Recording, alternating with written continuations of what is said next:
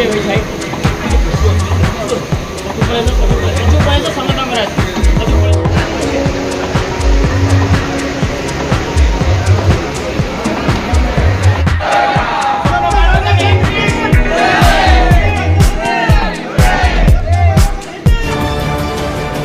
Plus खबर ही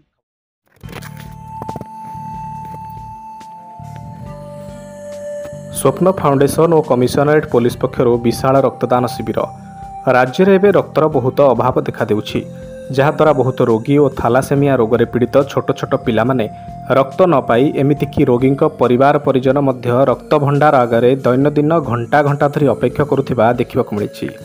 रक्त भंडार रे रक्तर अभाव को लक्ष्य रखी कटकर अग्रणी सामाजिक संगठन स्वप्न फाउंडेशन एवं भुवनेश्वर कटक कमिशनरेट पुलिस मिलित उद्यम सेप्टेम्बर 29 तारिख रविवार दिन स्थानीय चाउलियागंज स्थित श्रीक्षेत्र मंडप में संगठनर सभापति सुधांशु पात्र एवं चाउलियागंज पुलिस स्टेशन नेतृत्व में एक स्वेच्छाकृत रक्तदान शिविर अनुष्ठित होइछि। बहु रक्तदाता शिविर में पहुंची रक्तदान करथिले। एही शिविररू मोट 312 यूनिट रक्त संगृहीत होइछि। विभिन्न समय रे विभिन्न सेवामूलक कार्यक्रम सहित ग्रीष्म दिने शह शह यूनिट रक्त संग्रह करी रक्त भंडार को समृद्ध करने निमंते स्वप्न फाउंडेशन प्रतिथर भली ए वर्ष मध्य निज प्रयास जारी रखिछि जहाद्वारा बहुत रोगी और थालासेमिया रोग पीड़ित कुनि कुनि पिलामानक जीवन रक्षा होई परिबो। आगामी दिन में यह बहु भाव में व्यापक करा सहित रक्तदाता मानक उत्साहित करा बोली मत देइछंती सुधांशु पात्र। ଏହି କାର୍ଯ୍ୟକ୍ରମରେ କଟକ ସାଂସଦ ଭର୍ତ୍ତୁହରି ମହତା, पुलिस कमिशनर श्रीयुक्त संजीव पंडा, कटक डीसीपी प्रकाश आर, अतिरिक्त डीसीपी अनिल मिश्र, एसीपी कृष्ण सेठी, अरुण स्वाई, अमिताभ महापात्र, चाउलियागंज थाना अधिकारी श्रीयुक्त देवेंद्र विश्वाल, चौदर कटक विधायक श्रीयुक्त सौभिक विश्वाल, बांकी विधायक देवीरंजन त्रिपाठी, बारबाटी कटकर पूर्वतन विधायक इंजीनियर मोहम्मद मुकीम, निरामय उपदेष्टा श्रीयुक्त रंजन विश्वाल प्रमुख जोग देइथिले। कटकरू महेश पात्रଙ୍କ रिपोर्ट ओडिशा प्लस।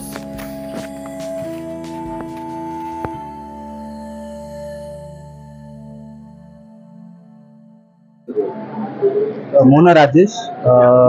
मो घर कटक किंतु मो हैदराबाद जॉब करछि, आईटी रे जॉब करे। आईटी रे जॉब करे कटक रो यात्रा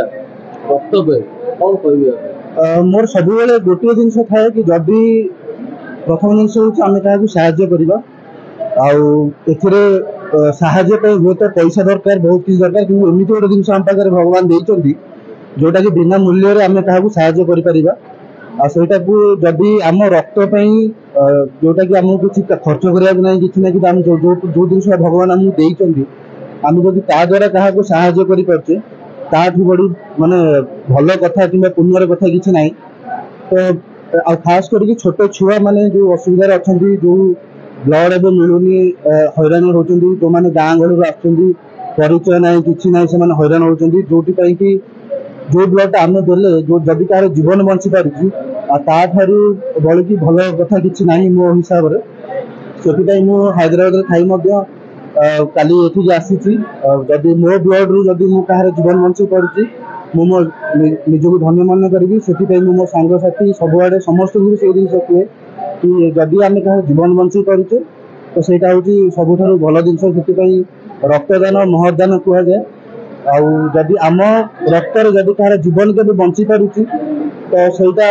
बहुत ही भल जिनस मु समस्त को अनुरोध करी आपण मैंने भी निज रक्त दिंतु आफल कि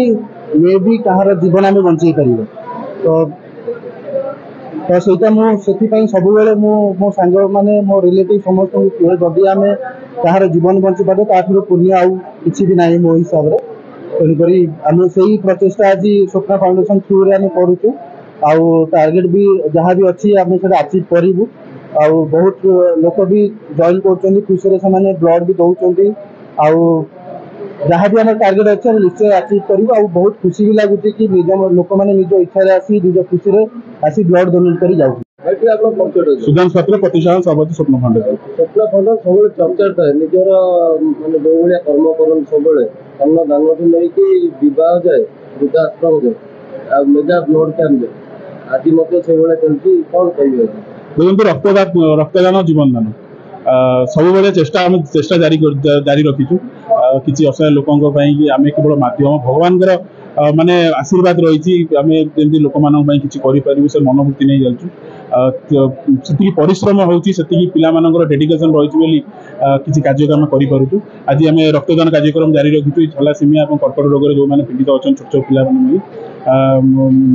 ନିରନ୍ତର ଗୋଟେ ସପ୍ତାହର ପରିଶ୍ରମ ସମସ୍ତଙ୍କର ଡେଡିକେସନ୍ ପାଖାପାଖି ଆଜି 230ରୁ ଉର୍ଦ୍ଧ୍ୱ ବର୍ତ୍ତମାନ ବ୍ଲଡ୍ ଡୋନେସନ୍ ହେଇସାରିଲାଣି ଚେଷ୍ଟା ଜାରି ରଖିଥିଲୁ କେମିତି ଅଧିକରୁ ଅଧିକ ରକ୍ତଦାତା ସାମିଲ ହେବେ ଯେଉଁମାନେ ବି ନୂତନ କରି ସାମିଲ ହେଉଛନ୍ତି ନୂତନ କରିକି ରକ୍ତଦାନ କରୁଛନ୍ତି କିମ୍ବା କେବେ କରିନାହାନ୍ତି ସେମାନଙ୍କୁ ଇନ୍ସପାୟାର କରିବା ସେମାନଙ୍କୁ ରକ୍ତଦାନ କ୍ଷେତ୍ରରେ କେମିତି ଆଗକୁ ଆସିବେ କାରଣ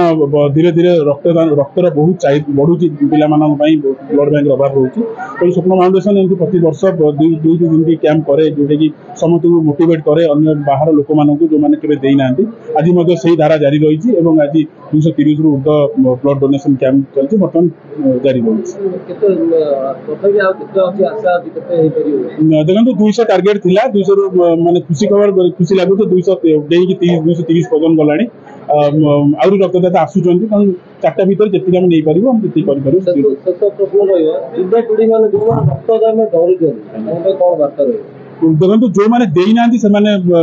ପ୍ରଥମ ଏକ୍ସପିରିଏନ୍ସ ନେବା ପାଇଁ ତାଙ୍କୁ ଡର ଲାଗିବ କିନ୍ତୁ ରକ୍ତ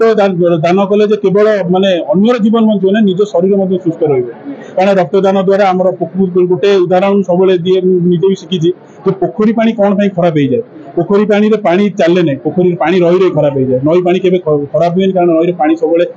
ପରିବର୍ତ୍ତନଶୀଳ ହୁଏ ତେଣୁ ଯଦି ଆମେ ନିରନ୍ତର ଆମେ ବ୍ଲଡ୍ ଦେଉଥିବା ତାହେଲେ ଆମ ଶରୀର ଠିକ୍ ରହୁଥିବ ନୂଆ ବ୍ଲଡ୍ ତିଆରି ହେଉଥିବ କିନ୍ତୁ ଯଦି ଆମେ ବ୍ଲଡ୍ ନଦେବା ଦେହର ବିଭିନ୍ନ ପ୍ରକାରର ରୋଗ ବାହାରିବ ତେଣୁ ଯୁବପିଢ଼ିଙ୍କୁ ଅନୁରୋଧ ଆପଣମାନେ ରକ୍ତଦାନ କ୍ଷେତ୍ରରେ ସାମିଲ ହୁଅନ୍ତୁ ସେବା କ୍ଷେତ୍ରରେ ସାମିଲ ହୁଅନ୍ତୁ ଏବଂ ଅନ୍ୟ ଜୀବନ ବଞ୍ଚାଇବା ସହ ନିଜ ଜୀବନ ମଧ୍ୟ ସୁସ୍ଥ ରଖନ୍ତୁ ଆଜି ଚାରଗଡ଼ ଶ୍ରୀକ୍ଷେତ୍ର ମଣ୍ଡପରେ ସ୍ୱପ୍ନ ଫାଉଣ୍ଡେସନ ଏବଂ କମିଶନରେଟ୍ ପୁଲିସର ମିଳିତ ଉଦ୍ୟମରେ ରକ୍ତଦାନ ଶିବିର ଆୟୋଜିତ କରାଯାଇଛି ପାଖାପାଖି 240 ୟୁନିଟ୍ ବ୍ଲଡ୍ ସଂଗ୍ରହ କରାଯାଇ ସାରିଲାଣି ଟାର୍ଗେଟ ରହିଛି 300 ୟୁନିଟ୍ ପାଇଁ ମୁଁ ପ୍ରଥମେ ଆପଣଙ୍କ ମାଧ୍ୟମରେ ସମସ୍ତ ରକ୍ତଦାତା ମାନଙ୍କୁ ବହୁତ ବହୁତ ଅଭିନନ୍ଦନ ଶୁଭେଚ୍ଛା କୃତଜ୍ଞତା ଜଣାଉଛି ଆଜି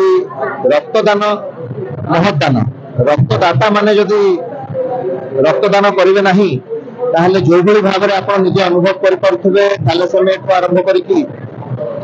ଖାସ୍ କରିକି ଗ୍ରୀଷ୍ମ ଋତୁରେ ଏବେ ବି ଦେଖନ୍ତୁ କେତେବେଳେ ଖରା ବହୁତ ହଉଛି ତ ବର୍ଷା ବି ବହୁତ ହଉଛି ଗ୍ରୀଷ୍ମ ଋତୁରେ ରକ୍ତର ଅଭାବ ଦେଖାଯାଇଥାଏ ଏସିବି ବ୍ଲଡ୍ ବ୍ୟାଙ୍କ କଥା କୁହନ୍ତୁ ସେଣ୍ଟ୍ରାଲ ରେଡ୍ କ୍ରସ୍ କଥା କୁହନ୍ତୁ ସଦାସର୍ବଦା ରକ୍ତର ଅଭାବ ଦେଖିବା ପାଇଁ ମିଳିଥାଏ କିନ୍ତୁ ଏଇଭଳି ସ୍ୱପ୍ନ ଫାଉଣ୍ଡେସନ ଭଳି ଗୋଟିଏ ସାମାଜିକ ଅନୁଷ୍ଠାନ ଅଗ୍ରଣୀ ସାମାଜିକ ଅନୁଷ୍ଠାନ କହିଲେ ଅତ୍ୟୁକ୍ତି ହେବ ନାହିଁ ଯିଏକି କେବଳ ରକ୍ତଦାନ ନୁହଁ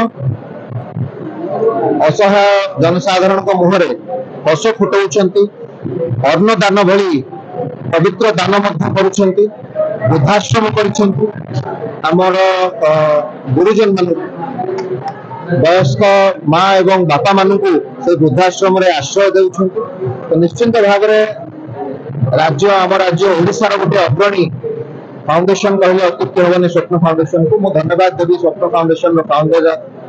फाउंडर बाबू एवं एंटायर टीम जो माने निस्वार्थपर मनोभाव रखी सेवार कार्य को निरंतर जारी रखिछन एवं रक्तदाता मानक बहुत बहुत धन्यवाद स्वप्न फाउंडेशन को बहुत कृतज्ञता जनइबी से गोटे mega blood donation camp organize कर 300 पाखापाखि यूनिट संग्रह कर लक्ष्य रखिंट तेणु स्वप्न फाउंडेशन कर्मकर्ता एवं जो मैंने वॉलंटियर आज ब्लड डोनेशन कर समस्त धन्यवाद देवी कमिशनरेट पुलिस तरफ आमर जो वॉलंटरी ब्लड डोनेशन जी आम चाहिदा रही 60-70% ही आम जोगे पारे तेणु आउ टे अधिक सचेतनता दरकार तेणु ये कैंप द्वारा निश्चित भाव में जनसाधारण आज मोटिवेट हेबे एवं समस्ते आम मिसिले ये जो सर्टफल रही आम निश्चित भाव में कमे दे पारिबा।